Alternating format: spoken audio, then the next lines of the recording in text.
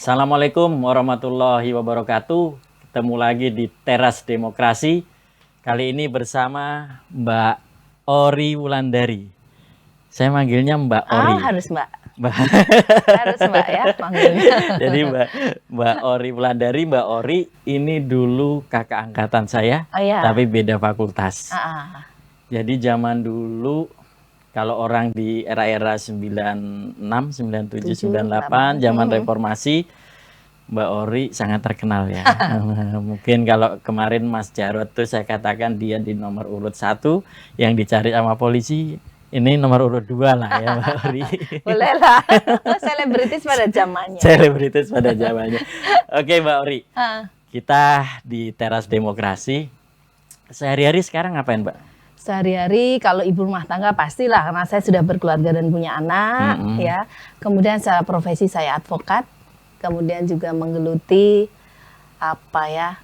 berkomitmen mengembangkan batik tulis Indonesia. Batik tulis Indonesia. Kalau yang lain Gus Durian juga. Oh iya, saya secara di sosial kemasyarakatan aktif Dia di penggerak Gus Gus Durian Banyumas. Iya, Mbak.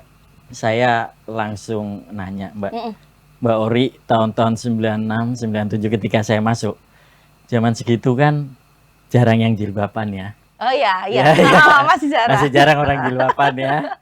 Oke. Kayaknya kalau ada mahasiswa 50 yang jilbaban itu 3, yang tidak 47 Iya, yang benar. mahasiswa ya. Kalau sekarang mungkin hampir semua orang jilbaban. Iya. Kecuali saya ya. Aku nanya Mbak, ini pertanyaan yang saya muncul. Kenapa copot jilbab? Oh. Padahal waktu itu jilbabnya ya. termasuk jilbab rapi kurung ya, jilbab santri ya, beneran ya, rapi gitu. Jilbab rapi, jilbab syar'i lah. Iya, jilbab syar'i. Sekarang kok malah nyopot jilbab? Nggak ada apa-apa kecuali bahwa kalau saya melihat pemilihan pakaian itu adalah hak setiap orang ya. Itu fashion, apa yang buat saya nyaman itu akan saya gunakan. Sama alasannya kenapa sih nggak berjilbab? Nggak apa-apa, saya pengen tidak memakai, itu saja. Tidak. Dicopot semenjak kapan? Aduh, semenjak kapannya? 6 tahun lalu atau 7 tahun lalu kali ya. Enggak kan, orang sekarang malah pakai jilbab. Saya sih karena Mbak Ori aktivis, saya menduga-duga saja ada substansi yang melatar belakangi kenapa jilbabnya dicopot. Secara politis nggak ada ya, Pak. Cuma saya ada keprihatinan sebenarnya bahwa melihat benar salah, baik benar itu hanya dari busana. Okay. Misalnya, maaf karena saya Muslim ya, jadi saya bilang bahwa Muslim ya bagusnya perempuan pakai jilbab. Kalau yang enggak itu enggak baik. Nah itu pengen saya lawan karena mungkin memang saya sampai sekarang masih jadi orang yang suka melawan. Yang penting tidak melawan hukum ya. Itu dasarnya aku. Jadi ya sudahlah. Berarti tidak salah dugaan saya bahwa tidak sekedar karena fashion, tidak sekedar karena pengen copot jilbab, tapi memang ada maksud-maksud tertentu. Nah ini kita bicara dalam konteks itu. Jadi karena mencopot jilbab kalau zaman sekarang tuh malah tantangannya berat banget. Sangat berat. Berat banget loh. Ya aku mengalami fase itu Mas Baret. Jadi bagaimana beberapa teman menjapri itu apa sih namanya ya, baik messenger ataupun apa, menanyakan bahwa tolonglah kembali kepada jalan yang benar dan ya saya aminkan. Artinya kalau doa baik kita harus aminkan ya. Saya hanya menjawab itu. Jadi saya tidak pernah menjawab memang kenapa sih jadi begitu. Saya terima kasih, saya hanya mengucapkan itu. Ya, saya tidak ada jawaban yang seperti saya tanyakan tidak. Tadi. Jadi ini spesial jawabannya ya. Untuk Mas Baret saya jawab. Iya bahwa sebetulnya ini melawan bahwa ada kenyataan orang kemudian mungkin bahkan sampai level mengkafirkan, menganggap tidak itu. Nah, itu fakta di masyarakat kita betapa banyak sekian kasus dari mulai usia dini saja hingga yang sudah dewasa. Berapa banyak pembulian karena hanya persoalan berbusana, pakai jilbab dan tidak seperti itu. Berapa banyak kita temukan. Saya ingat kasus teman kita juga, anaknya Bowo Asatohara. Iya tahu saya Bowo. Iya. Dia kan di SD. Terus anaknya itu diminta kalau tidak pakai, dia kan tidak mau pakai jilbab anaknya, akhirnya pindah Mbak. Dan itu masih terjadi. Dan banyak itu masih sekali terjadi, banyak sekali terjadi. Iya. Dan karena itu Mbak Ori ingin melakukan perlawanan Iya, terhadap itu. betul. Jadi karena memang yang mungkin saya berani, banyak orang yang mungkin mau seperti ini tapi tidak berani, resikonya luar biasa. Bukan sanksi sosial saya sebut ya Mas Bari. Jadi tapi memang kita jadi ditempatkan pada posisi yang benar-benar sesat deh, ya seperti itu, nista atau apa, pasti akan mungkin tidak dianggap muslimah lagi oh kali iya, ya. iya, karena kalau di lingkungan saya tinggal pun ada yang menginfokan bahwa saya mungkin sudah berpindah iman. Padahal iman tidak ukurannya tidak busana loh ya. Busana. Iya. Tapi pada moralitas kan. Ya, oke. Juga pengurus Muslimat atau Fatayat? Fatayat. Pada waktu Fatayat. itu saya wakil ketua Fatayat Sokaraja. Fatayat itu yang Anak muda ya? cabang. Fatayat itu ya mamah muda Mama sebutannya muda. kalau bahasa Kalau gaulnya. Jadi muslimatnya muslimat yang itu sudah iya, lebih berumur. 46 tahun. 46 Iya. tahun. Kalau di muslimat belum ya? Belum mulai Belum. aktif. Oh, masih Fatayat. Iya, karena mungkin saya masih suka pakai celana jeans. Kalau di Fatayat ada masalah nggak? Oh, Mbak Ori, kalau ke Fatayat pakai jilbab atau enggak? saya itu yang tetap saya orang Jawa, jadi saya orang Banyumas sebutnya empan papan. Jadi di mana saya akan mendatangi, ya saya harus menyesuaikan. Artinya begini, kegiatan keagamaan pasti saya tetap menggunakan kerudung, atau orang sebut kerudung, jilbab, pasmina, silahkan itu bahasa masing-masing. Saya tetap akan pakai itu. Berkegiatan di Fatayat, rapat atau pengajian saya pasti pakai dong. Nggak usah itu pun, karena saya aktif di Gus Durian, selagi ada undangan perayaan keagamaan dari agama lain, Kristen, Katolik, Buddha, Hindu, saya pasti akan menggunakan kerudung. Itu. Seberapa penting sih Mbak orang seperti yang Mbak Ori perjuangkan ya? Sebetulnya saya dengan Mbak Ori sudah agak lama kita tidak bersama dalam soal gerakan ya. Agak lama. Jadi ya. saya sebetulnya udah agak nggak terlalu tahu tentang Mbak Ori di belakang, tapi kan Mbak Ori masih di Gus Durian, bahkan melakukan perlawanan tanda kutip secara individu. Seberapa penting bagi Indonesia apa yang Mbak Ori lakukan?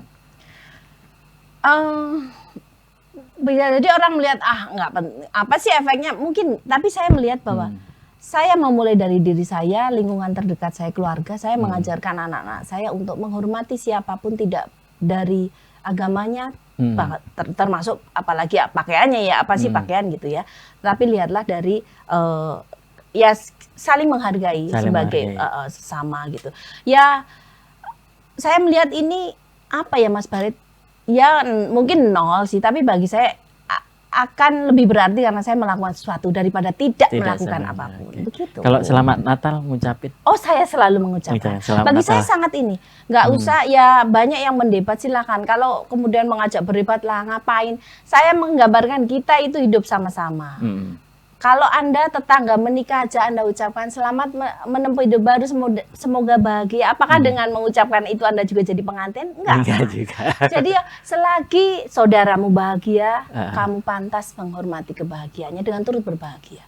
Tapi saat sesama kita, saudara kita sedih, pasti dong kita pun akan berempati melakukan hal yang keprihatinan. Seperti itu sih kalau saya Mas Farid. Lebih ke situ ya. Dan ketika mengucapkan selamat Natal, kitanya juga nggak jadi Kristen. Oh gitu tidak. Ya. Oh KTP saya masih.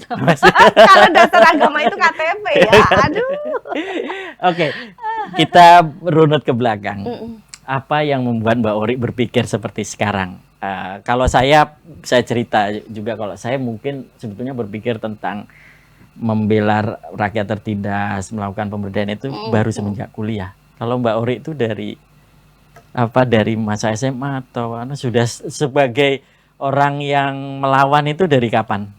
Mungkin dari kecil ya, karena ya saya dibesarkan di keluarga yang meskipun orang Jawa, saya orang Klaten kan, asli Mas Barit, Jawa, Solo kan, tradisi kulturnya, tapi terutama ibu saya itu memang punya sikap berani melawan sesuatu yang memang tidak benar. Misalnya waktu desa menyuruh saya agak lupa ingat ya, saya masih kecil, menyeragamkan suruh nanam apa, ibu saya melawan. Nah, seperti itu. Jadi saya sering melihat ibu saya berani ya, lebih vokal dari saya kayaknya. Gitu. Jadi kemudian SMP ya suka nggak terima aja, misal lihat teman dibully gitu ya, saya tetap ngelawan lah meskipun kalah gitu kan. Berantem juga sering sih. Ini katanya nggak baik ya. Tapi berantem pernah. Berantem Iya. dengan laki-laki. Dengan laki-laki. Dengan laki-laki. Karena Berantem beneran ya? Beneran. Beneran berantem. Iya. Karena membelain Temennya dibully dan saya juga dibully. Kan kecilnya aku tuh gemuk ya. Ya sekarang juga masih gemuk. Jadi saya dibilang gemuk gajah gitu. Saya datang saya pukulin. Maaf ya, temennya pernah pukulin. Iya. Sekarang masih ingat nggak temennya? Oh masih. Temannya masih ingat ya, juga? Dan kita happy kalau nginget Waduh, itu. Ya, kita happy. Dari SMP udah gitu ya? SD, SMP, kemudian SMA ya SMA lebih ya karena memang usia remaja SMA itu masa pencarian, keponya banget. Kemudian seperti itulah kita juga punya anak sekarang usia gitu jadi ya kadang iya. SMA pernah tawuran juga atau? Enggak tawuran sih, tapi kayak kabur dari sekolah ya.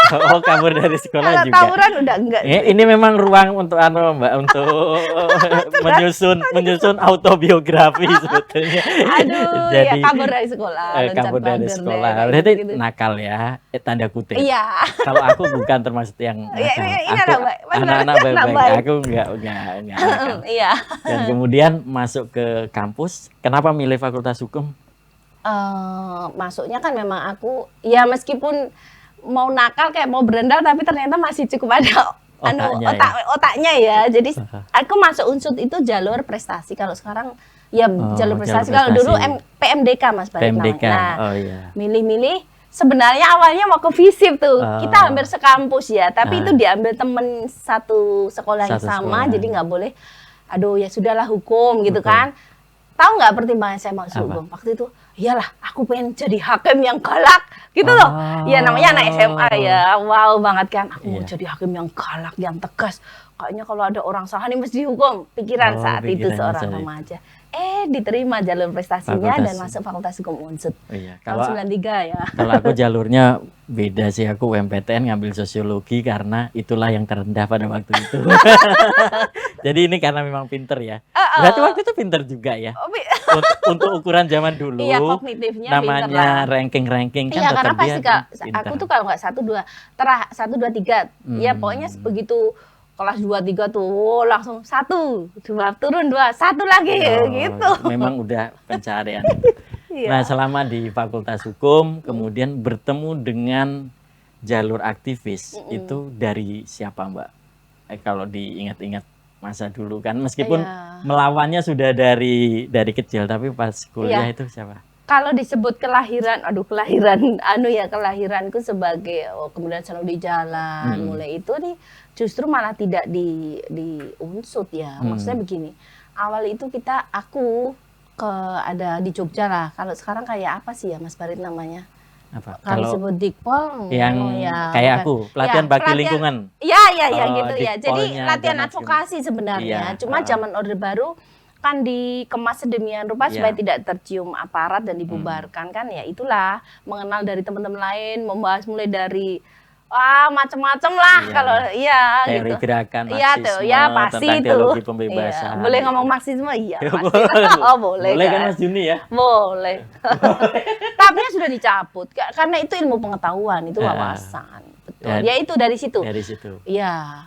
Dan langsung praktek kan? Langsung aksi membela penggusuran kalau pedagang kaki lima di sebatas sepanjang Malioboro tapi yang ke arah Gedung Agung kalau nggak salah ingat ya itu turun dan ya dari situ aku merasakan pentungan aparat di saat Jogja. pertama juga itu ya mirip ya aku juga kayak gitu, jadi sudah langsung dididik di situ ya. Dan kemudian yang fenomenal adalah ketika mogok makan Adi Handoyo Mbak Ori ikut salah satunya aku ada beberapa kawan, ada saya Mas Uyi itu pada saya ya waktu zaman aksi pacar ada beberapa kawan, kemudian Mbak Mas Febri ikut Arif Billy itu Arif Cina kita nyebutnya ya itu beberapa kawan karena beberapa kemudian udahlah nyerah kayak gitu tapi aku mau kok beneran artinya bahwa tidak makan ya, bahwa kalau kemudian teman-teman ayo minum deh itu minum, bukan tidak makan dalam arti puasa kayak muslim enggak, tapi memang tidak memakan sesuatu yang tidak makan sesuatu.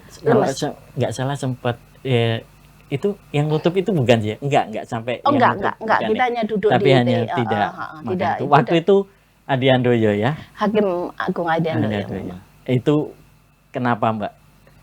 Itu Pak Adi Handoyo itu betul. Kita harus mengakui beliau itu almarhum itu Hakim Agung Indonesia. Benar-benar hakim yang agung. Yang benar-benar Luar biasa di era kekuasaan rejim Orba yang sedemikian totally di segala bidang termasuk hukum pun Pak Adi melakukan beberapa putusan yang memang mungkin hakim lain tidak berani. Tidak Ya berani, pasti ya. dia dicokok lah sama pemerintah Ya, waktu gitu itu ya. Adi Handoyo sama Baharudin Lopa ya. Iya, yang kalau itu. kita mengenal Iya, di kita mengenal era-era itu. itu ya. Betul. Oke, dan kemudian ya Mbak Ori menjadi aktivis tenar ya pada waktu itu, Aduh. mimpin demonstrasi perempuan kalau nggak salah perempuan. Ya masih masih nggak ada masih ya. sedikit ya, masih jarang ya Yang- perempuan yang iya. mimpin Karena demonstrasi. untuk orasi itu bukan apa ya, tapi memang harus berani. Harus berani. Sering dicari. Harus berani kalau zaman sekarang orang mungkin di tweet, nge-tweet Ya, di zaman dulu kan kita saluran aspirasi hanya lewat seperti itu. Paling lewat pemberitaan media mainstream ya, media cetak kayak Iya. ya yang ada saat itu. Selain gitu. paling demonstrasi, media cetak pun nggak seperti Nggak sekarang yang seperti bebas sekarang, ya. iya, Ya, nggak beda lebih banget. berhati-hati pada Iya. waktu itu. Kemudian setelah itu lulus atau sebelum lulus ke radar itu? Belum lulus. Jadi terakhir skripsi, menyusun skripsi itu udah mulai tertarik. Karena memang waktu di mahasiswa pun aku sudah tertarik dengan pers mahasiswa ya. Di Pro Justisia. Pro Justisia, dan artinya di situ pun bisa menyalurkan jiwa perlawanan dalam bentuk tulisan yang memang ada kaidah jurnalistiknya ya, seperti itu. Dan Jadi kemudian setelah itu nggarap skripsi masuk ke magang di radar, sebenarnya magang magang, di Radar. wartawan magang. Oh, terus, awalnya ya, magang. skripsi udah akhir-akhir gitulah, terus kemudian di wisuda itu izin lah gitu kan. Oh, mau wisuda. Jadi sebelum di wisuda saya udah wartawan Sudah magang. wartawan sudah di wartawan Betul, radar. betul. Dan puncaknya sampai menjadi redaktur. Redaktur, kalau di radar redaktur. Kemudian keluar dari radar Karena jatuh cinta, Mas Baret, inilah. jatuh cinta. Iya, inilah cinta deritanya tiada akhir. Jadi ngelawan kalau soal perlawanan tuh paling garang. Oh iya, Tapi kalau soal cinta itu saya nyerah. Saya nyerah. Aduh, kalau karena tidak boleh di radar pada ya, waktu itu. radar punya aturan tidak boleh. Tidak boleh. Satu lembaga menikah, terikat Ada pernikahan. Terikat pernikahan. Seperti itu. Setelah itu saya berpindah ke sebuah perusahaan, boleh disebutkan apa? boleh. Saya jadi PR, Public Relation Rita Supermall Tegal. Rita Iya, PT Supermall Rita. Tegal. Iya. Oh, itu posisi di Tegal atau Di Tegal. sini? Oh, di Tegal. Iya.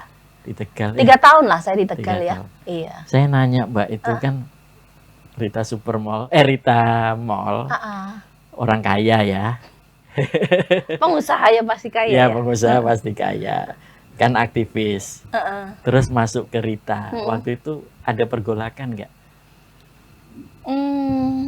Pergolakan batin sedikit ya. Artinya bahwa saya rasa tidak hanya di perusahaan manapun atau institusi apapun, ketika kita masuk ke dalamnya kita harus tunduk terhadap rule of law itu ya, maksudnya aturan main di situ, atau aturan main kerja, bahwa misal kemudian kayak penyampaian kritik, pendapat kan harus juga dilakukan dengan cara yang benar atau sesuai link jalurnya lah ya. Kalau nggak ada forum rapat ya nggak bisa lah mengasih masukan, misal model-model seperti itu saya rasa di semua lini ada gitu ya, kantor apapun lah, nggak cuma pemerintah maupun swasta ya Mas Barit. Itu, tapi ya harus mengikuti karena memang manusia kan harus beradaptasi. Kita belajar banyak dari situ. Dari situ. Iya, terutama mengenai tertib organisasi, tertib administrasi. Itu kan kita wawasan baru. Kalau aktivis memang banyak yang nggak tertib. Iya, betul, nggak ada yang tertib. Dan di situ belajar tentang pentingnya tertib administrasi. Betul. Bahwa kerja harus on time, betul gitu kan. Orang ada absensi yang memang apalagi sekarang zamannya lebih modern, pakai sidik jari. Kalau dulu pakai ceklok kayak gitulah model-modelnya. Iya. Terus gitu. apa yang didapat dari proses itu? Dan kemudian kenapa balik lagi ke, saya dengarnya kan sekarang di dunia advokat. Kayak itu balik lagi loh. Iya, balik lagi ya, betul ya. Dalam itu kenapa itu, Mbak? Eh, apa ya Mas Farid? Harus kembali ke kandang juga akhirnya ya. Dulu memang itu ya, kenapa nggak kenapa sih nggak dari dulu jadi advokat? Ya mungkin keinginan itu harus ini ya, belum ada, meskipun saya ya sesuai ini saya punya memang sarjana hukum ya menjadi advokat, hakim dan jaksa. Nggak tahu saat itu belum tertarik aja. Mungkin cara gaulnya saya mau mengelana dulu di dunia persilatan ini. Bertarung dengan dunia yang berbeda dulu ya. Betul, mendapatkan wawasan dari berbagai banyak hal lah, tidak hanya. Dan memang harus belajar lagi kalau kemudian kembali menjadi advokat ya, karena mungkin banyak yang sudah lupa kan teori hukum, apalagi dikaitkan dengan pasal-pasal kayak gitu kan, harus belajar lagi dan menempuh pendidikan lagi ya, kayak gitu. Iya, dan ya kemudian di dunia advokat, kalau Gus Duriannya sebetulnya pada saat, kalau Pak Buntoro pemilik Rita kan juga Gus Durian. Iya, dia Gus Durian karena secara kan waktu Gus Dur masih hidup secara pribadi sangat mengenal, akrab dengan Gus Dur, Pak Buntoro, dan dia salah satu yang mensupport. Iya, mensupport karena memang satu visi ya, artinya ini dengan pemikiran dalam konteks apa, Mbak? Maksudnya? Satu visinya dengan Pak Buntoro. Kalau dalam pemikiran tentang kemanusiaan lah, saya rasa iya, bahwa tidak bahwa sekat suku, agama itu bukan sesuatu ya, dan memang itu harus dipinggirkan untuk berkegiatan sosial, interaksi kemanusiaan itu ya dipinggirkan gitu. Tapi sampai sekarang masih berhubungan dengan Rita? Apanya maksudnya? Mbak Ori? Masih. Atau sebagai? Masih, karena saya kan juga salah satu penanggung jawab unit usaha di Rita. Oh, jadi apa? Ya di batik. Oh, di batik. Batik. Oh, yang ngurusi batik. Iya, ngurusi batik. Ngurusin batik itu Mbak Ori. Iya. Tapi nanti kalau batik kita namanya teras bisnis. Oh ini iya, teras demokrasi. Makanya jangan cuma disebut aja. Ini teras demokrasi, teras kita demokrasi bisa tentang demokrasi ya. Teras bisnis. Oke, dan terakhir aku lihat di video Mbak Ori terlibat kembali lagi melakukan demonstrasi di depan Unsud. Oh, di patung Sudirman ya, depan Sudirman. Unsud ya. Kenapa itu, Mbak? Aduh, Mas Baret, kayaknya kita semua akhir-akhir ini kita prihatin bersama sih. Ini tidak bicara politik praktis ya. Saya bukan pegiat partai dan saya tidak kemudian tim sesnya siapa, no, tidak ya. Karena di Gus Durian pun ada kode etik itu, tidak boleh kalau aktif situ ya tidak boleh berpolitik praktis kan. Ya ini saya rasa tidak hanya saya ya, tapi kayaknya ya teman-teman dimanapun yang masih mau memikirkan Indonesia, harapan bahwa Indonesia masih demokrasinya masih seperti teman-teman berjuang waktu 98 lah. Ya, itu masih berharap ini masih terus bisa dijaga gitu loh Mas Bar. Betul, karena kita prihatin ya, karena memang kita harus mengakui etika demokrasi, budaya etika demokrasi itu anjlok. Dan itu triggernya apa? Waktu MK itu? Atau sebetulnya Mbak Ori sudah lihat sebelumnya? Enggak, gini, jadi kami pun, saya dan beberapa teman advokat ya, advokat di Purwokerto, Mbak Aan dan sebagainya, kan memang secara kita sebagai pribadi menggugat ke Anwar Usman. Mamanya Gibran sebagai subjek hukum pribadi juga. Jadi bukan masalah putusannya. Kalau putusan nanti PT UN beda jalurnya. Kita menggugat sebagai subjek pribadi di hukum perdata, perbuatan melawan hukum. Oh iya, aku lihat fotonya itu yang bareng ada Darbe juga. Iya, ada Darbe, ada Mbak An dan sebagainya. Karena kita harus membuat catatan Mas Barit. Oke lah, 98 kita mahasiswa betul. Kita pun sekarang bekerja tidak boleh dong serta-merta nurani hilang, kemudian nggak ada idealisme, enggak. Kita harus membuat catatan buat anak-anak kita bahwa kita tidak diam ketika melihat hukum dipergunakan oleh kekuasaan dengan sewenang-wenang, kemudian kekuasaan yang juga ugal-ugalan melakukan demokrasi ini secara ugal-ugalan gitu loh. Kita nggak bisa diam gitu. Ya itu hak kita toh, boleh toh. Dan on the track artinya bahwa hukum membolehkan prosedur hukum kan membolehkan menggugat A, B, C, tapi terkait gugatannya bisa dan didasarkan aturan boleh-boleh saja. Sampai sekarang udah proses update-nya? Iya, sudah sidang karena mediasi gagal ya. Mediasi gagal. Gagal karena Pak Anwar Usman nggak pernah datang dan menolak untuk, kami menawarkan sebutannya resum di mediasi, tapi tidak mau menerima. Ya sudah, lanjut di perkara, pokok perkara, kita lanjut sidang. Iya betul. Iya. Ya secara guyon gini, kita sudah tahu lah hasilnya, misal nih sambil guyon-guyon ini forum guyon. Wong bagaimanapun juga ini di endorse negara kan, kasarannya kan seperti itu. Ya pastilah nanti gugatan misal katakanlah kalah, tapi tidak tapi masalah. Harus bikin catatan ya Mbak. Betul, membuat catatan. Termasuk demonstrasi kemarin itu. Iya, di unsur itu, ya seruan Sudirman itu. Kita mungkin tahu bahwa ini nggak akan digubris oleh kekuasaan. Ya, betul. Tapi kita tetap harus menyuarakan itu. Betul, harus menyuarakan. Harus menyuarakan, dan kalau lihatnya nanti akan separah apa sih Mbak kalau itu kita biarkan? Aduh, aku bukan pengamat politik. Hukum. Separah apa dalam konteks demokrasi hukum di Indonesia kalau misalnya kejadian seperti MK ini? Saya kalau ngajar, sebetulnya saya juga sebagai partisan mungkin saya punya pilihan ya, tapi dan kalau saya sekarang mengakui kekalahannya ya, versi quick count saya secara metode udah bener itu quick count, pasti kalah yang saya pilih kemarin.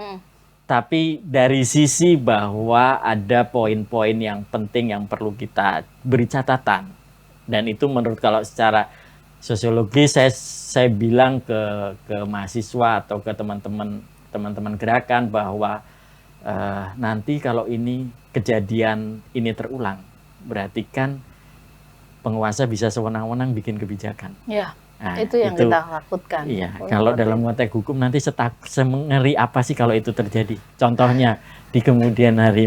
Aku lama tidak ngobrol ini dengan Mbak Ori kan. Aduh. Ya, dalam hukum kita nggak bisa nebak-nebak ya Mas Baret. Artinya semua ada prosesnya, ada prosedurnya. Tetapi bahwa kemudian di depan mata semua melihat bahwa marwah lembaga peradilan yang Mahkamah Konstitusi aja sudah dibegitukan.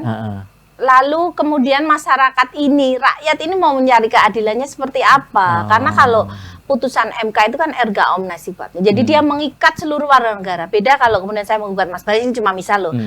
Keputusan kan hanya mengikat para pihak, you and me gitu ya yang ini. Tapi ini enggak loh, mengikat karena konstitusi kan yang ini kan mengikat seluruh warga negara, rakyat Indonesia. Dan itu adalah tertinggi coba loh. Itu dan bisa begitu mudahnya diubah ya. Kok bisa semudah itu sih Mbak? Apa sih Mbak? Aku tuh nggak habis pikir loh. Aku juga nggak habis pikir Mas Baret. Kok bisa semudah itu? Sebenarnya di MK sendiri kan sebenarnya hakim itu kan juga sudah ada aturan-aturannya bahwa tidak boleh ada konflik kepentingan karena itu etika ya. Dan memang semestinya beliau udah tahulah bahwa yang mengajukan permohonan menyangkut umur itu ada nama ponakannya yang disebut. Kenapa tidak ada moralitas untuk mundur saat itu sebagai tidak menangani perkara itu loh maksud saya. Lah itu kenyataan yang memang kita itu tidak habis pikir juga ya. Tidak habis pikir ya. Iya, makanya kekhawatiran kita cuma itu bahwa ya semoga lebih baik, bahwa fair ya, kita kemenangan ini harus diakui oleh semuanya. Saya rasa itu kita menjunjung tinggi lah, karena keputusan tertinggi pasti di tangan rakyat dan rakyat sudah memilih. Tetapi bahwasanya kalau kayak saya nih, apalagi saya ini, tapi bahwa saya pernah mengalami fase 97-98, ada harapan jangan terulang lagi lah. Artinya pemerintah negara harus menjalankan amanahnya pada track yang sudah disepakati bersama. Saya melihatnya harus itu, tetapi pengikat tertinggi mestinya kan adalah etika. Nah itu loh Mas, etika ini yang kita sedih gitu loh. Mosok seorang mantan militer yang kemudian dipecat ini boleh ya ngomong kayak gitu? Iya boleh. Kemudian dapatkan jenderal penuh gitu ya. Ini bukan soal lagi bahwa apakah ini mesti suara-suara capres kalian. No. Ini menyakiti betul kemanusiaan. Kita masih ingat teman-teman yang nggak tahu kabarnya sampai sekarang di mana. Teman-teman kritis dari Semeniman maupun apa kayak Mas Wiji Dukul itu entah kemana, nggak pernah sampai detik ini. Kalau saya melihat justru gini loh, Pak Prabowo ini dulu mungkin dipecat secara hormat. Ya, bagaimana memecat dengan tidak hormat waktu itu mertuanya masih berkuasa. Semua bicara tentang keselamatan dan jalan tengah. Saya melihat itu sebagai jalan tengah sih. Kenapa dipecatnya dengan hormat, ini jalan tengah lah. Iya. Itu masih berkuasa, Bro. Iya, zaman segitu Zaman ya. segitu. Segitu gitu dia bisa kan. melakukan apapun Iya, pada waktu itu iya. masih melakukan. Iya, dan mestinya kan waktu itu kalau sudah dipecat, posisinya bukan lagi militer tapi sipil. Hukum Iya. apa yang berlaku bagi sipil? Ya hukum Hukum hukum yang positif kayak kita Indonesia biasanya ya, ya, yang dipakai oleh untuk seluruh warga masyarakat. negara, bukan hukum militer Bukan lagi. hukum militer. Tapi ternyata itu dilakukan juga. Saya semakin heran, dan ini mungkin deket-deket lagi PSI menurut Quick Count 2,9 katanya bisa menjadi 15 dapil tuh di atas 4%. Nah itu kalau ada aturan diubah lagi, kayaknya kita kayaknya harus bilang oke lah, aturan diubah-ubah aja semua gitu iya, kayaknya. suka-suka dia deh. Suka-suka dia aja. Iya kan, akhirnya rakyat begitu. Apa sih ini aturannya? Enggak, aturannya cuma satu kok. Suka-suka dia.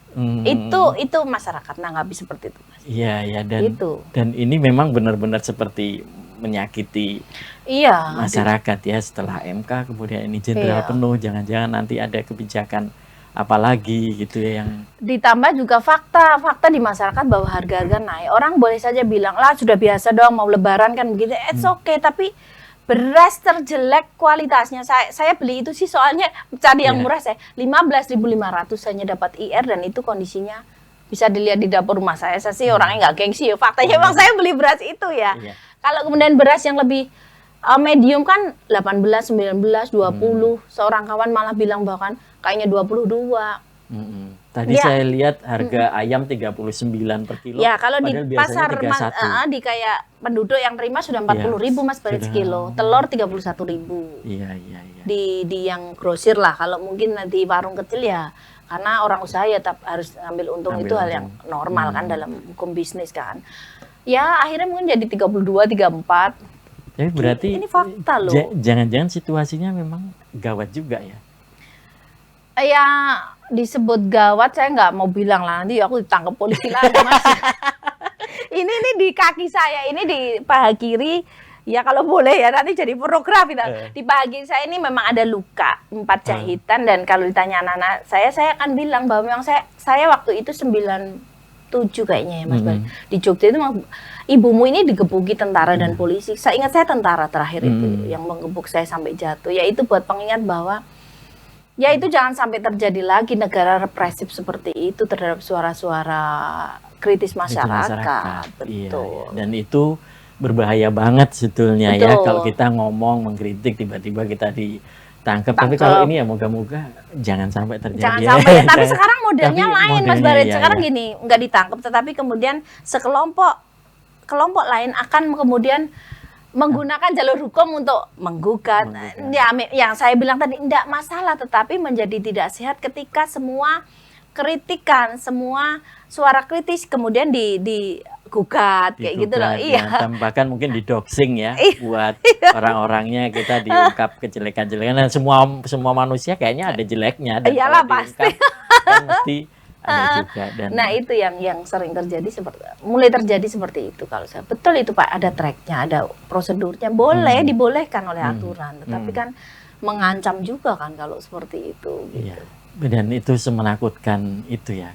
Saya kemarin di mahasiswa saya tanya teman-teman bagaimana pendapatnya soal jenderal penuh. Mereka setuju loh, hampir 2/3 dari mahasiswa itu setuju. Tapi kemudian saya menceritakan tentang penculikan yang dilakukan gitu ya.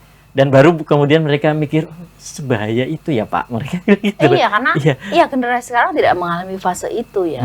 Justru muncul kekhawatiran bahwa kita jangan deh kayak negara tetangga kita ya, Filipina, yang kemudian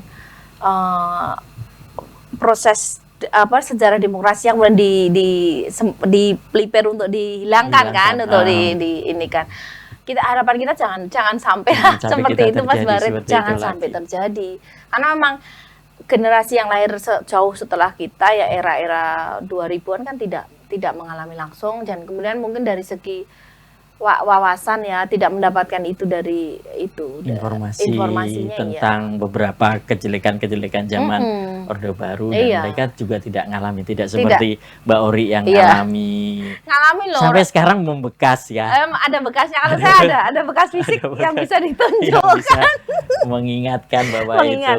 Oh ya, orang tua saya ngalami Mas Barit. Jadi waktu kita demo itu orang Iya. tua saya didatengin bapak ibu saya, kalau bapak sekarang udah almarhum kan, dari apa kalau kecamatan Koramil ya, Koramil dan Polsek.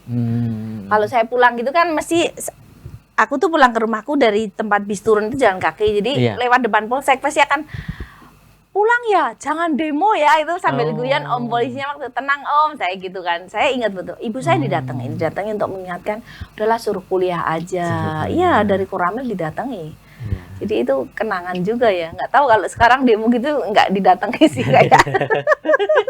Udah nggak ada yang demo ya sekarang. Iya, jarang. Tapi saya juga khawatir sih, nanti jangan-jangan Mbak Ori kita turun lagi. Oh gitu Jangan ya. sampai lah ya. Jangan sampai. Jangan sampai lah ya.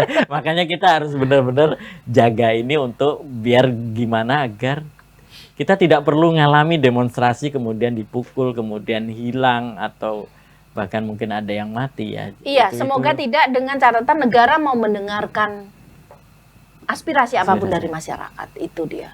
Baik kayak kemarin sudah dimulai ya seruan-seruan moral. Saya melihat, saya pribadi melihat seruan moral dari perguruan tinggi manapun, tokoh-tokoh bangsa, ulama-ulama atau agamawan dari apapun itu kemarin adalah murni itu suara hati rakyat, dan itu harus ditempatkan dengan sebaik-baiknya oleh negara. Nggak serta-merta bahwa ini coba sekarang kayak guru besar, apa iya sih kemudian ini diminta, udah nggak sehat deh melihatnya, nyuruh satu guru besar aja susah kok, apalagi sekian guru besar, dan mereka tidak punya kepentingan terhadap. Kemarin di Unsut aku lihat ada Prof. Endang, apa yang udah sepo itu aja mau ikut datang, artinya ini sudah lepas loh, nggak punya kepentingan jabatan apapun, sudah nggak aktif di kegiatan kampus, mereka nggak punya kepentingan gitu loh, tapi memang suara hatinya. Suara hati. Tapi gini Mbak, saya baru baca indikator ya, surveinya indikator tentang pemilu. Jadi yang terakhir dia mengeluarkan survei tentang pemilu. 56 merasa puas dengan pemilu ini, merasa benar pemilunya 56%, dan 25% merasa sangat puas. Lainnya itu 8 sama 6 kalau tidak salah, jadi hanya 14%-an yang tidak puas ya. Yang tidak puas. Padahal banyak hal yang sebetulnya menjadi catatan dalam konteks ini. Kenapa bisa jauh banget antara kesadaran kritis masyarakat dengan kesadaran kritis ya, orang-orang aktivis, guru besar, ulama, dengan suara rakyat kok bisa jauh? Menurut Mbak Ori gimana tuh, Mbak? Susah kalau ngomong ini. Jadi saya melihat apa sih disebut politik pencitraan juga, enggak juga Mas. Tapi bahwa kemudian selama ini kita sekian dekade ya, 10 tahun ya Pak Jokowi memimpin itu, dan kemudian memang masyarakat itu kemudian bisa memuliakan RI1 itu karena merasa bahwa selama ini dia demikian direndahkan, dan sebagainya. Itu empati rakyat itu besar banget loh, besar banget. Bahkan mereka tidak lagi bahwa ini uang negara, tidak. Dari mana ada rewang teman. Aku ya milih ini, kenapa sih? Kan aku dikasih beras sama Pak Jokowi. Loh itu tahu nggak? Itu uang negara, uang rakyat, dari pajak kita, dari kita ke dokter dari listrik kita, nggak mau tahu lah pokoknya itu masih beras. Kayak gitu. Jadi sangat simpel, tapi bahwa ini fakta. Kita juga tidak boleh menyalahkan masyarakat kita ya, karena memang ya masih ada kenyataan bahwa kesadaran masyarakat pada level itu. Iya, itu harus kita terima. Kita nggak boleh maksa untuk ditingkatkan lagi level lebih tinggi, bahwa pendidikan politik kita, pendidikan demokrasi kita gagal. Enggak juga sih. Saya nggak sepakat untuk itu Mas. Tapi bahwasanya itu fakta yang harus diterima, ya gitu loh. Ya sedih sebenarnya sih. Sedih ya, iya, sedih. Aku baca itu, wah ya Allah. Dan memang pada saat pilihan survei-survei itu, saya sendiri memandang surveinya sudah benar, karena saya ketika melakukan survei ternyata Prabowo Gibran memang menang. Iya. Dan kita kalau dalam konteks itu kita harus mengakui kemenangan sih menurut saya ya. Tapi bahwa ada catatan-catatan yang penting, yang menurut termasuk dalamnya hak angket, menurut saya sih tetap penting dilakukan. Kalau menurut Mbak Ori? Ya penting juga sih. Penting juga. Tapi gini loh, maksudku gini. Apa ya namanya? Seperti yang aku bilang tadi, negara tidak boleh abai, itu aja. Kenapa ini kemudian menjadi seperti ini? Karena menurutku abai lah sebenarnya sejak awal itu ada itu. Mbak Ori banyak. dulu pendukung Jokowi juga nggak? Oh, saya 2 kali milih Pak Jokowi. Saya mengaku. 2 kali milih Pak Jokowi dan terlibat di dalam upaya untuk Pak Jokowi jadi presiden juga. Ya artinya pilih aja dong, saya nggak kampanye dong. Tapi bahwa saya memilih ya, meskipun judul kan prosesnya rahasia kan, ketika saya memilih ini sudah usai, saya bilang saya milih Pak Jokowi itu 2 kali loh. Tapi bahwa saya tidak cinta buta. Saya termasuk yang waktu Pak Jokowi memimpin jauh dari pilpres kemarin itu, saya bilang Pak Jokowi itu harus hadir, negara itu tolong hadir persoalan aturan-aturan agama, termasuk persoalan pendirian rumah ibadah yang sampai saat ini belum kelar karena SKB 3 Menteri itu belum dicabut.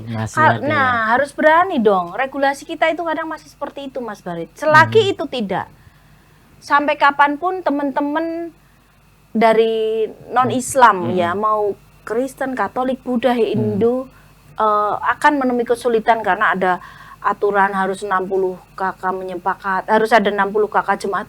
Ya susah Mas Bro, sekarang gini loh kasarnya, lo dirikan diskotik aja lebih gampang kok, rumah ibadah yang untuk memuja Tuhan, harapannya semua orang berbuat kebaikan dipersulit. Ini kan itu nggak pernah ditangani sama Pak Jokowi sampai sekarang. Benar ya, SKB 3 Menteri itu juga belum diapa-apakan. Itu menjadi PR. Karena dari situlah muncul apa namanya sentimen itu berasal dari situ. Maksudnya konfliknya kerap terjadi. Misal katakanlah di Jogja waktu itu mosok patung Bunda Maria ditutup alasan bulan puasa.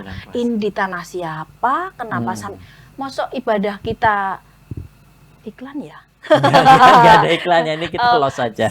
Seterganggu itu dengan simbol agama lain.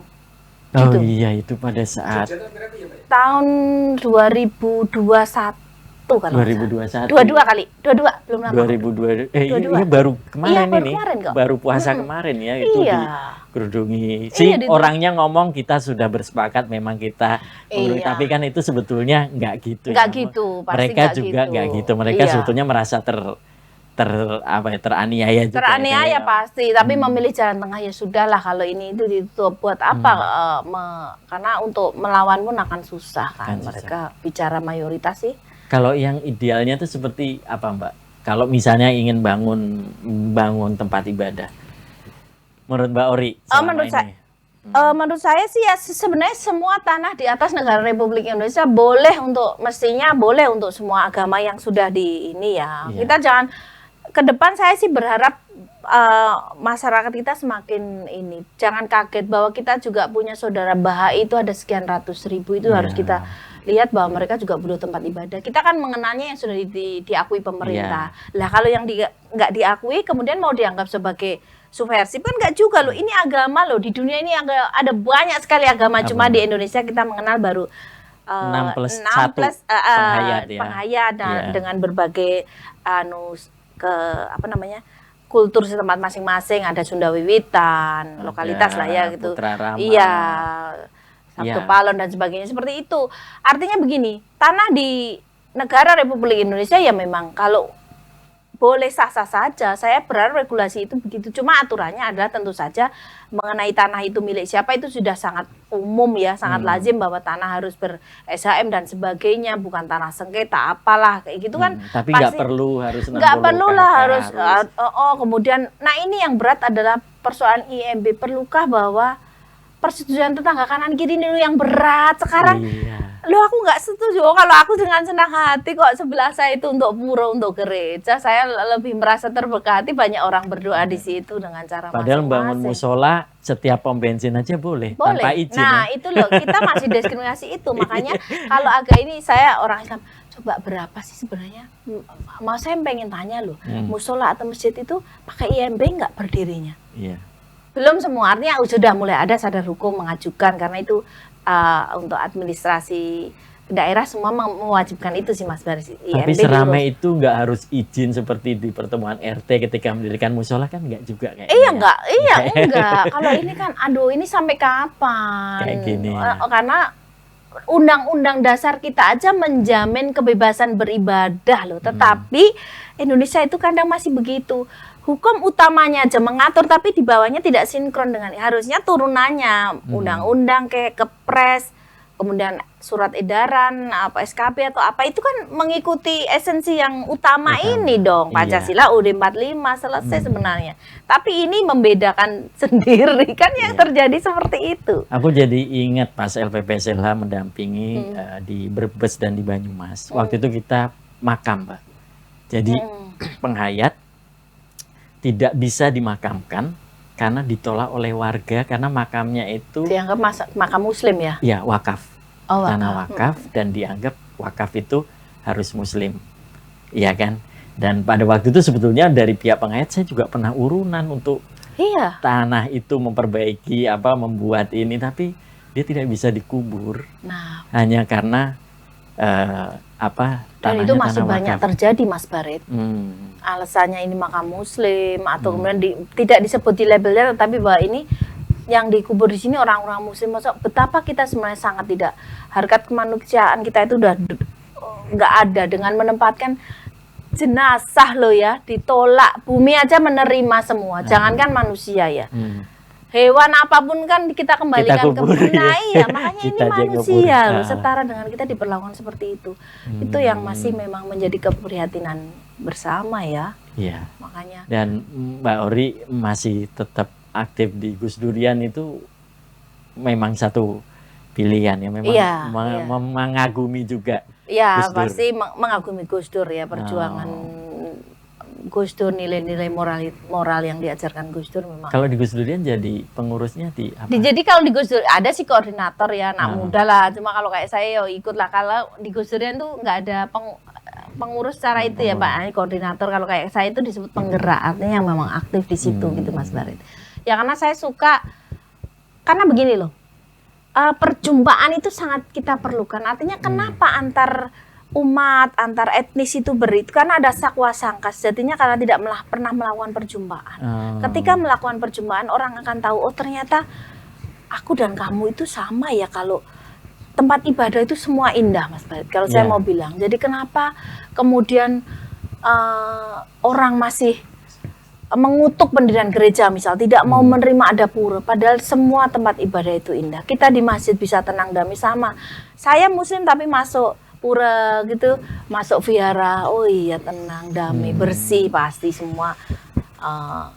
Seperti sama lah, saya muslim juga bahwa kebersihan sebagian dari iman. Umat agama lain pun akan sama seperti itu, tapi tidak dengan bahasa yang berbeda. Tapi bahwa intinya tempat ibadah karena memuja Tuhan ya pasti bersih. Ya, saya ingat kalau kita kan hanya mengakui Islam, Kristen, Katolik, Hindu, Buddha, Konghucu, penghayat. Ya. Padahal ada agama besar. Ada teman-teman saya pengurus Bahai. Yahudi ada. Tapi di Indonesia misalnya sinagognya itu ada di kalau nggak salah Sulawesi Utara. Iya, ada sinagog. Tapi kok juga tidak diakui ya? Nggak berani, ngaku Yahudi nggak berani Mas. Musuhnya banyak ini. Aduh, ini padahal nggak boleh gitu ya. Kan lo agama itu lebih tua lo dari agama kita lo. Iya, kan itu kakak pertama kita. Kakak kedua Kristen Katolik. Iya. Kan baru kita. Kita adik bungsu. Iya, kalau saya sih sebetulnya mengakui sih Yahudi. Yang kita lawan kan Zionismenya Iya, Israel. Zionismenya. Lah, di semua agama apapun bahwa penjahat kemanusiaan harus kita lawan. Muslim pun jika dia teroris misal, mau se-Islam apapun dia, tetapi bahwa dia membunuh orang, melawan negara misal atau merusak tempat ibadah atau apapun lah, intinya melakukan kejahatan, kita harus melawan gitu, kita harus musuhi itu. Tapi gitu. saya tadi juga mau nanya sih Mbak, mungkin kalau kayak ini agak berbeda. Kalau ada teroris yang mati, kan juga ditolak dimakamkan. Kalau Mbak Ori? Saya nggak sepakat. Oh, nggak sepakat juga harus ya? Harus dimakamkan. Harus mau dimakamkan. Teroris, mau penjahat narkoba, ya jenazah sesuai adat kalau dia dimakamkan ya harus dimakamkan. dimakamkan. Iya. Terus mau ditaruh di pinggir jalan. Kecuali bahwa dia si pelaku itu adalah penganut pemulaan jenazah dengan cara dibakar enggak masalah. Beda lagi ya. Beda lagi Tapi di kalau kremasi. teroris dia yang Islam basicnya ya dia Iya, harus tetap, dimakamkan. dan Kita tidak boleh ditolak juga ya. enggak boleh ditolak. Kalau aku tetap. Iya, Mas berarti kalau itu sepaham kita, Mbak. Oh iya, harus diterima dan dia harus memang tata cara dimakamkan ini harus dilakukan. Itu Sesuai. tandanya bahwa kita masih manusia. Kita Jangan menuduh dong. Oh, teroris bukan manusia. Lah, lo bukan manusia juga lo kalau nolak dia tidak dimakamkan di situ. Gitu. Termasuk waktu itu sempat antara zaman Ahok Anies itu juga sempat jenazah ditolak hanya karena dia memihak Ahok itu juga. Iya, itu sangat. Aduh, kalau itu Mas Barit, ngeri itu ya. Kalau sudah memakai politik identitas itu memang kita mengorbankan betul manusiaan kita. Itu yang jangan sampai terulang lagi.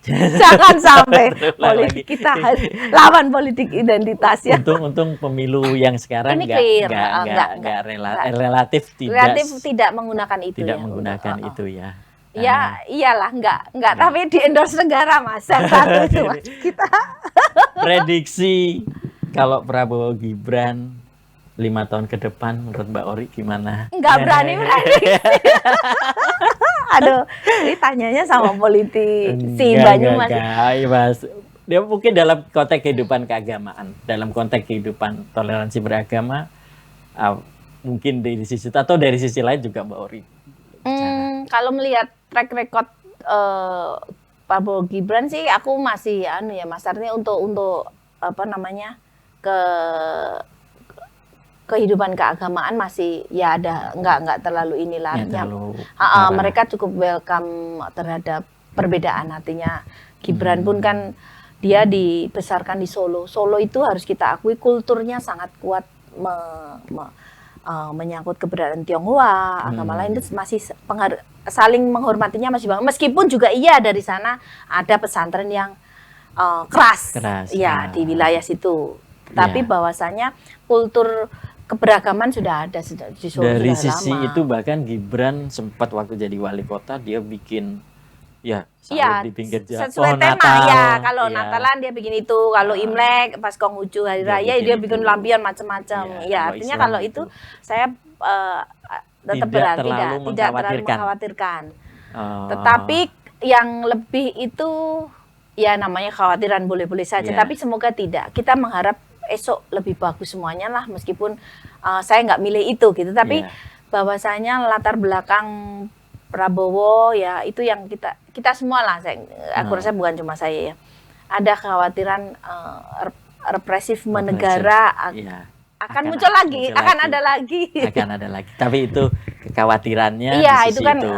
Tapi itu dalam konteks kehidupan keagamaan tidak terlalu khawatir. Tidak sekhawatir kalau misalnya 01. Nah, iya. Karena pernah berkendaraan dengan cara seperti itu ya. Iya, punya track begitu. Iya, tracknya Takutannya kalau Gibran sama Pak Prabowo kelihatannya tidak terlalu mengkhawatirkan dalam soal itu, kecuali dalam konteks demokrasi dan represivitas atau demokrasi dalam pengertian substansi, karena di belakangnya ada Jokowi dan juga sorry ya, mau nggak mau bagaimanapun juga kehadiran Prabowo harus diakui bahwa nostalgia tentang keluarga Soeharto pasti ada. Ada. Jadi saya berapa kali pulang ke Klaten itu di Jogja itu ada banner gede yang kemudian ada fotonya Pak Harto. Ini putri Pak Harto, Bu Titi, ya promo caleg kan nyalek juga kan itu. Artinya apa? Dan itu ada gambar Pak Harto, Prabowo dan itu. Ya untuk membangkitkan kembali kenangan itu ada. Bahwa ada loh anak Soeharto yang berkualitas, menghidupkan lagi lah. Ya semoga, saya cuma berharap ya itu tidak terjadi. Dan kita tidak perlu demonstrasi. Tapi ya saya rasa semua harus siap juga ya kalau kemudian Pak Harto diangkat jadi pahlawan nasional ya. Mau bagaimana lagi? Maaf. Loh, Bisa ya, Mbak? iya bisa aja kan, semua berpikiran mungkin seperti di itu loh. November 2026 Iya, kali ya. biasanya Kalau iya. 2025 mungkin masih Masih inilah. belum ya. Mungkin di Belum. 2026 Iya, ada bisa dia dugaan. Semua orang kan boleh akan menjadi boleh pahlawan. menduga-dugakan semua. Jenderal penuh aja bisa. Bisa kenapa Apa ngangkat besok enggak ya? mantan mertua itu ya bisa-bisa Bisa aja lah, aja ya. bisa aja. Apa sih yang nggak bisa? Suka-suka. Kitanya yang nangis. Aduh. Ini ceritanya sama Mas Barit ini banyak bernostalgia ya Mas Iya. Barit, tapi ya itulah itu menjadi, tapi aku melihatnya sebagai multivitamin kita. Artinya bahwa konsistensi kita untuk melakukan apa perjuangan demokrasi nggak pernah berhenti, pembelaan terhadap apa namanya, perjuangan untuk keadilan, kebenaran dan sebagainya lah, itu Tetap harus harus. dilakukan. Ini multivitamin. Kan kadang kalau udah sibuk ya mungkin lupa lah ya. Gitu. Terkadang. Kalau saya kan nggak sibuk, kurang Tapi kalau kerjaan kali. lihat Mbak Ori kayaknya ya masih seperti yang dulu sih, Mbak. Kalau di ininya kan masih on the track aja ya. Apanya tuh? Iya, maksudnya melawannya masih on the track ya. Oke, Mbak. Di sesi akhir kasih kata penutup kira-kira. Ya, terserah Mbak Ori mau ngasih kata penutupnya apa. Terima kasih. Ya kata penutupnya apa ya? Ini jadi formal Ya, banget nih ya, kayak tentang petugas partai aja. Demokrasi ke depan, tentang harapan Mbak Ori ke depan dalam konteks demokrasi. Iya, harapan saya demokrasi tetap berjalan dengan baik, dengan tetap mengedepankan bahwa rakyat adalah pemegang kedaulatan tertinggi. Jangan lupakan perjuangan teman-teman mahasiswa dan seluruh rakyat Indonesia era reformasi 98. Itu sejarah yang tetap harus tegak lurus ya. Maksudnya lurus terus loh, bukan tegak lurus ke Tegak siapa. lurus ke siapa. Enggak, tetap lurus bahwa itu perjuangan rakyat Indonesia. Jangan dibelok-belokkan. Dan itu tadi Mas, bahwa rakyat jangan takut bersuara. Meskipun pimpinan berganti atau apapun lah, jangan takut menyuarakan aspirasi dan kritikannya. Karena kita semua adalah rakyat Indonesia sebagai pemilik kekuasaan, kedaulatan tertinggi. Seperti itu paling. Kok pengennya sih sambil orasi ya. Kalau ngomong kayak gitu tuh sambil begini-begini nih. Oke, tapi sekarang sudah agak ditata omongannya. Oh iya, sudah agak ditata dengan baik dan Baik. benar. Baik, terima kasih Mbak Ori. Oke, Mas Baret, terima kasih juga nostalgianya Iya. bersama. Ya, semoga pembicaraan kali ini berguna bagi kita semua. Sekali lagi terima kasih Mbak Ori. Kita tutup untuk teras demokrasi berikutnya. Assalamualaikum warahmatullahi wabarakatuh. Balik.